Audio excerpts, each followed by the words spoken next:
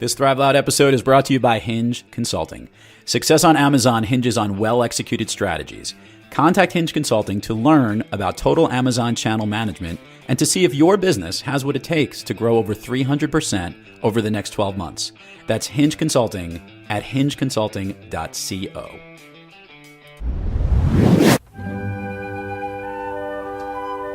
Ah, the sweet sounds of spring. Don't you love it? The birds are singing and all those, other sounds. I love spring. Welcome to spring, Thrive Loud listeners. We made it. As you're transitioning from the brisk cold of winter into the sunshine-filled spring, make it your springtime resolution to listen to the inspirational speakers that we have here on Thrive Loud with Lou Diamond. Cleaning the house? Listen to Thrive Loud. Doing yard work? Thrive Loud. Going for a run outside? Thrive Loud, people! We put all of these shows together for you, our listeners, and you are totally missing out if you're not tuning in. So grab your phone, computer, iPod, whatever it is, subscribe to Thrive Loud on wherever you listen to podcasts, and start getting inspired. Pretty soon, you'll start thriving in your own life each and every day.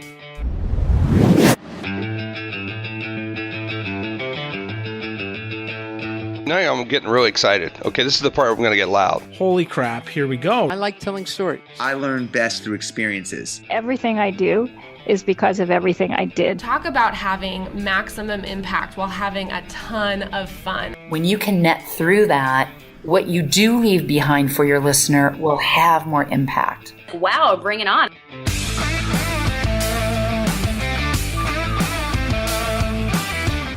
It's time to take an inside look at those that are taking their lives, their businesses, and their passions to the next level. Get ready to Thrive Loud with Lou Diamond. Welcome, everyone, to another episode of Thrive Loud with Lou Diamond, connecting you to the most inspiring and amazing people that are thriving each and every day. Today on Thrive Loud, we bring you one of America's premier experts, as she is a master connector, as I'll call her, and catalyst for the creative age leader, the men on purpose who have been called to be the vanguard of the creative age. She's a speaker, author, podcaster, and founder and lead visionary of the Creative Age Consulting Group.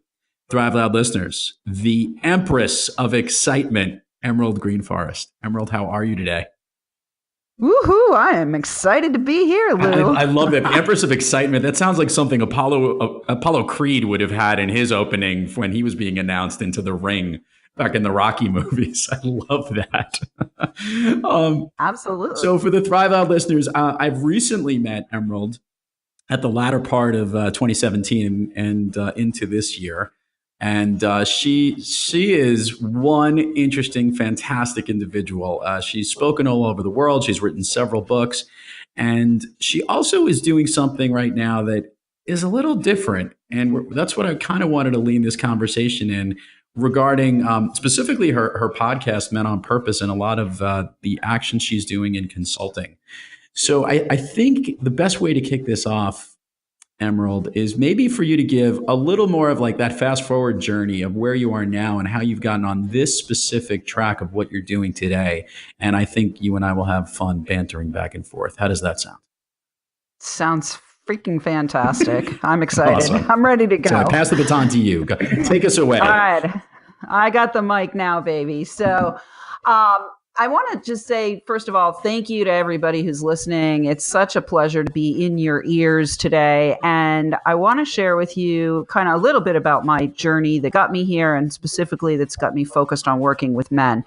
So my early career, I was in the real estate business. And at the end of that career, I was the national chairperson for my trade association. I was building with two partners, multi-million-dollar complex of 51 single-family houses, 56 apartments, and an office building. And yeah, it was pretty intense. And I was consulting to the U.S. Agency for International Development and the Department of Housing and Urban Development. And I was also parenting my son, who was a little boy at the time. He was like 3 years old when I was in the midst of all of that. And then I had a spiritual awakening, and I left that entire life behind and created myself into a new life, and spent the last decade or so in the online world, serving people around the world while I was raising my son as a single mom. And during his adolescence, I was building a multi-million-dollar online business, coaching and consulting primarily to women around the world, helping them to feel great speaking and powerful asking for money. And at the same time, I was watching my son go through a very, very challenging adolescence that included every possible drug experiment that you could imagine, and, criminal activities and jail and police. It was just a nightmare. It was really not fun. And it was not exciting. To say the least, exactly. Yeah. Right. Yeah. And what really struck me during that time was I really felt at a loss to point him towards men on purpose that I felt were good role models for him, and who could potentially support me somewhat in the process of bringing this kid up and through the transit. And so when about a year and a half, almost 2 years ago, when we went through our kind of final rite of passage, which was pretty dramatic, to say the least, that ended with him being taken out of the house in handcuffs, unfortunately. I just was like, I got to stop. I have to stop my world, and I have to stop what I'm doing now, because I need to really rethink about everything. And so I took a long period of time of really doing some retreating and getting connected with what I was being called to next. And it became clearer and clearer, especially as 2016 unfurled itself and into this past year in 2017. At the beginning of this year in the springtime, that was when I got really clearly called that it's time for someone. And, when you hear that call, it's time for somebody to do something about XYZ. Usually the phone is ringing for you, Lou.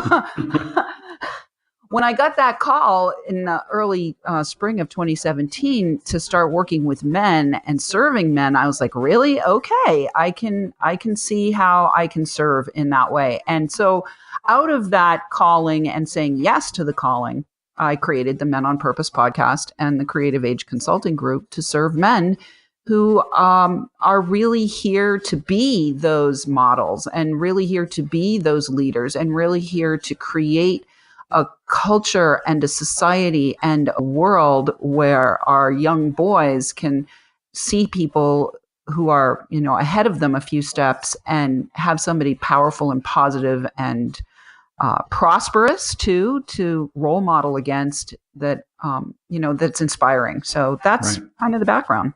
So, and it's fascinating. I'm going to share my fascinating thought, because I remember the first time I heard the concept of this in a day and age, specifically where we are right now. And at the time of the recording of this, there have been so many bad examples of bad male role models in business, leaders in Hollywood, in the media, in Washington, in wherever, that there's been a tremendous eye focused on a lot of bad behavior in one particular regard. And for many, many years, there's been many facets to what you've been saying about focusing on male role models. There have been bad athletes that have performed badly. There have been, leaders who not necessarily, from rap artists to who the role models of our children are on the male side. And it's very interesting that it is a woman, yourself, that is recognizing that this is the way that we have to recognize those that are doing something good. So I found that to be fascinating. I really did, and very different as opposed to a lot of the different movements that are out there. I'm going to start off with one question that kind of drills a little bit down into this, and then we'll go from here. The Men on Purpose, give me an idea, or give the listeners an idea as to some of the types of men on purpose that you are featuring now, not only in your coaching, but also on the podcast, to give a frame of references to the type of topics you'll be covering and going through in this initiative. Terrific. So I'll just give you a few examples. One of my first interviews was with Doug Sandler from the Nice Guys on Business. I mean, terrible individual. I can't believe you started off with him. I just love him. Sorry, I can't Mike. help myself. I can't help myself. He is the nice guy on business, so that is a perfect one to start with. So he very is. well. And really my intention, Lou, is to be, like you said, focusing and energizing and amplifying and spotlighting men on purpose. And so for me, those men are men who are have three distinctive characteristics. Number one, they are courageously creative, and Doug is definitely a great example of that. Number two, they're really clear about how they're here to serve and who they're here to serve. And number three, they're immensely committed. So those are like the three marks of a man on purpose. And so Doug is a great example of that. And I want to amplify, I want to spotlight, I want to energize nice guys. So he's one of my guests. One of my guests, I just did an interview this past week with Mike Hrostowski. Michael Hrostowski is the founder of the School for Men. And we went into talking about sexuality and the days when he was doing his pickup artist stuff and how he grew out of that and how he's now like really, really potently managing and navigating and directing and channeling very consciously how he interacts with people with his sexual energy and his creativity and his relationships as well as in his business building. So he's a great example. He's the founder of the School for Men. I had an interview with a guy by the name of Kevin Tom, who's an international photographer, super, super, super creative, very sensitive in a artistic kind of way, but very, powerfully in his manhood as somebody who is bringing beauty into the world. And as we got into our conversation, come to find out he's also like the number one guy in some video game in the world, like so good at it. So like we're across the board. I'm in industry, technology, artistry, coaching, authors, speakers. I can't wait to have Loud Lou on my show. So you're going to be one of my guests. We'll make sure that we feature the link to that lovely show and make sure that is highlighted. Certainly more than the Doug Sandler one now. Of course. Okay. So here's my follow-up to this, to the first point. You have spent a certain part of your career very focused on working with women. And now you're making this shift in your life and your career and helping to recognize these men. Now, I want to say, look, we know there's differences in the sexes and there's all these different pieces, but is the recognition or the differentiation something that we always need to highlight? Or is there a way to kind of sort of bring this all together and capture how it shouldn't matter, men or women, or that role models can be in any direction, whether if it's related to your son's situation, does it have to be a male role model? Could there be, obviously there's female role models. Shouldn't matter. Can we get to that place? And I ask probably the expert to ask that because you've almost as that scale on the legal, the example of like whatever that emblem is for the law that shows the scale up and down. You've sat on both sides of the fence. I'd love to hear your thoughts on that. Yeah, so I'm going to take this in two parts. First of all, I have a business to run, Lou, as do you, as do many of your listeners. And if you're in business, if you're going to be marketing, you want to be as specific as possible. And you're not the first interviewer who's asked me, well, why men? Why are you specifically using the word men? Well, because if I use the word anybody, then I'm not being as concentrated in my efforts and I'm not being as direct with what it is I have to offer into the world. So at the moment, my calling is to serve men. And therefore, I want to stay true and committed to that calling and make it so exceptionally clear in the marketplace that there's no question that those are the people who I'm meant to be serving right now. So, just from a straight marketing perspective, I want to, put that into the mix. But to further deepen into the question of, can we come to a time and a place where we have role models across the board? Absolutely. And frankly, my deepest desire is that we'll be able to come into what I call divine union where where we are able to look out into our world and see in our world greatness across genders, across sexes, across ages even. There are some young people, even very young people, who are immensely gifted that we need to be letting go of judgment around appearance and paying attention to the essence of who those people are, and really not only nurturing and attending to them, but elevating them and celebrating them. Great. Thank you for clarifying that, not only for me, but for all the Thrive Loud listeners. I think it's a very sharp way of directing it. And anytime somebody gives a reaction to when they start hearing, this is interesting, Emerald is focusing on men on purpose, everybody, it's getting attention. So I do, from both the marketing aspect of it and the topic, I think it's great. And I also think no one's more well suited to cover this. I wanted to dive a little bit into something that you've been doing your whole life.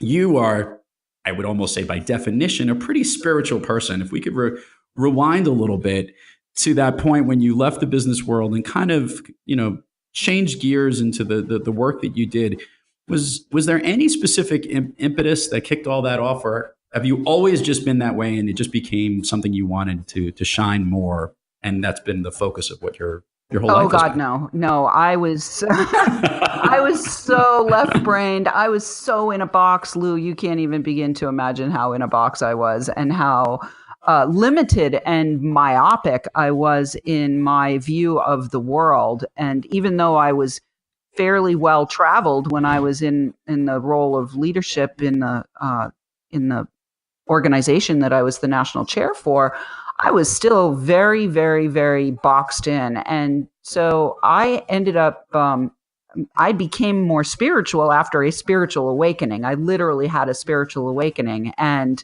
that was initiated primarily from, I started a yoga practice, but before that, I was in such a pressure cooker in my life before the spiritual awakening happened. I was, literally, I was running this multi-million-dollar project. I was the national chair of my trade. So I was like, how many things can we put on the plate before the buffet table collapses? And literally I collapsed, or maybe I should say exploded open.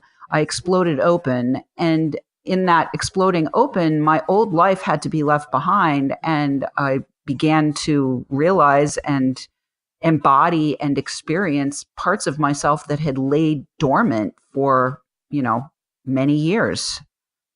Would you say that, obviously, and you've had multiple iterations of this in your life, I guess, you seek inwardly, or do you have other mentors or senseis that you go to? I always ask the question to the Thrive Loud guests, when you have trouble thriving, who do you seek to get back on the thriving track? I'm curious to know where your mind goes with this. I go directly to nature.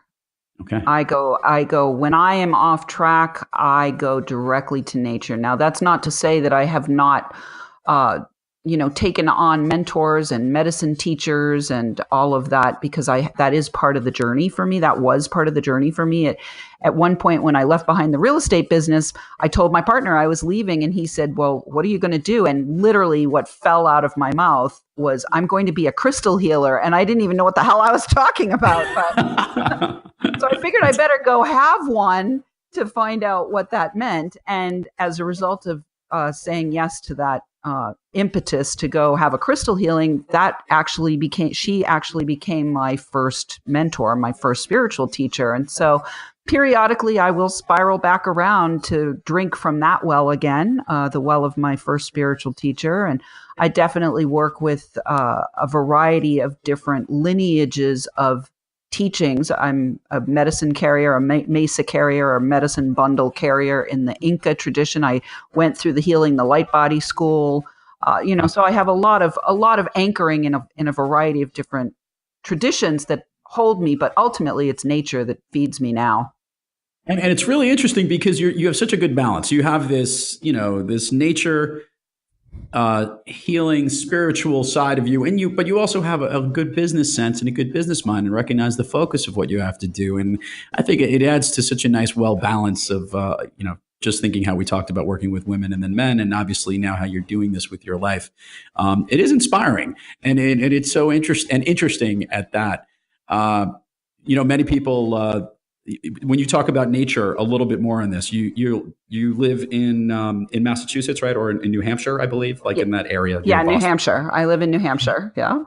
Your nature, going into the woods or hiking, what are some of those activities, the fun things you like to do? Oh my God. So I am so blessed. I live in Nashua, New Hampshire, which was in 1987 and in 1997 was Money Magazine's #1 place to live in the country. And it's still pretty #1. They've just changed the qualifications so that we don't make it into the magazine anymore. But my house is a 5-minute walk from the park, which I go to often. I'm about 10-minute walk down to the river. So I'll walk down and sit in the forest by the river. I'm an hour from the mountains, the White Mountains of New Hampshire. I'm an hour from the beach. So as soon as it gets warm enough, I'm at the beach. And I'm an hour from Boston, and I'm 16 minutes from the airport. So I can be pretty much anywhere in the world that I'm called to be. But here, I love going into the forest and by the river and to the ocean for sure. So let's talk about this. To somebody who has embraced opening up the box that you were in and spreading your wings and as you said, like not imploding, but more exploding, however you wanted to use that analogy.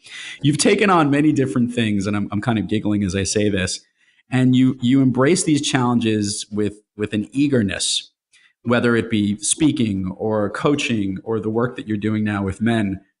Talk to me about the experience of now becoming a podcaster and having been on this side of the mic. It can be a little overwhelming at times, or trying to figure it out. What have you liked about it? What's been challenging? The listeners love to hear this stuff because they're always amazed when they hear other podcasters what they have to go through. Sure. Well, I'll tell you, Lou, when I first got online, one of the very first things I did was I was inspired to do a radio show. So way back in 2009, one of the very first courses I took was to do a radio show. And by the end of the weekend, I had a radio show. I'm a little bit fast sometimes. So, and that's just who I am. So by the end of the weekend, I had a radio show, and I actually did that radio show for almost 18 months. And then it became unfun for me to do that. So setting up the podcast for me was actually really just coming back to something that I remembered how much I enjoyed. And I just love interviewing. I love learning from people. I love the opportunity to promote other people and uplift them. And so for me, it's been a really joyful experience so far. The biggest challenge for me has been a little bit of the learning curve with the technology. And, that's the life we live now. Every time you turn around, there's a new piece of technology, a new app, a new, way to do something. And so for me, it's really been about the decisions to keep it as simple as I freaking possibly can, and just keep it simple and be the talent. Like my job is to be the talent and to elevate the talent that I have on my show. And ultimately, obviously, I'm going to delegate all of this to the right people who are going to take care of most of the technological stuff. But initially, that was the big hurdle more than anything, was just the learning curve of the technology. What are you looking forward to most, not only just with the Men on Purpose, but everything that you're doing now with your coaching work? What is the thing that's that carrot that's out there that is getting you the most excited as you're going through this particular journey?